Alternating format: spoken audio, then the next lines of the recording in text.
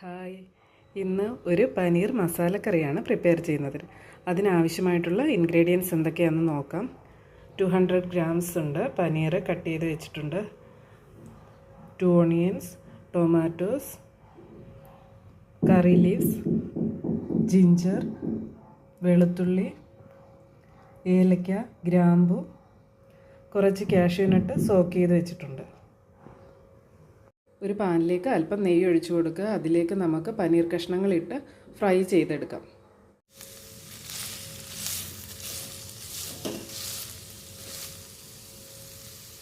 Paneer golden brown കളറിലേക്ക് മാറിയിട്ടുണ്ട്. നമുക്കിത് ഒരു ബൗളിലേക്ക് മാറ്റാം. ടൊമാറ്റോയും ഒണിയനും ഈ വിധം കട്ട് ചെയ്ത് വെച്ചിട്ടുണ്ട്. ഇത് നമുക്കൊരു 50% വേവിച്ചെടുക്കാം.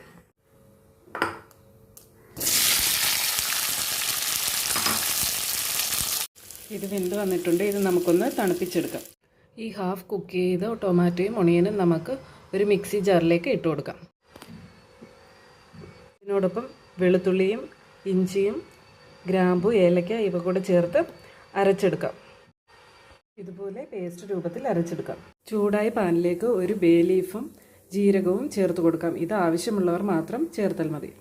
ഇതിനോടൊപ്പം നമുക്ക് മഞ്ഞൾപ്പൊടി,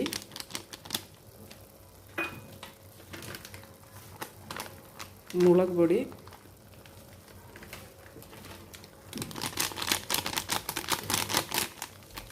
മല്ലിപ്പൊടി ഇട്ട് കൊടുക്കാം.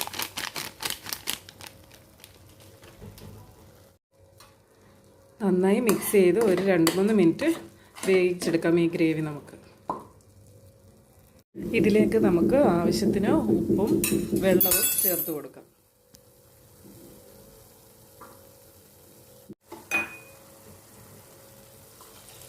ഗ്രേവി നന്നായി തിളച്ച് വന്നിട്ടുണ്ട്. നമുക്ക് പനീർ കഷ്ണങ്ങൾ ആഡ് ചെയ്യാം.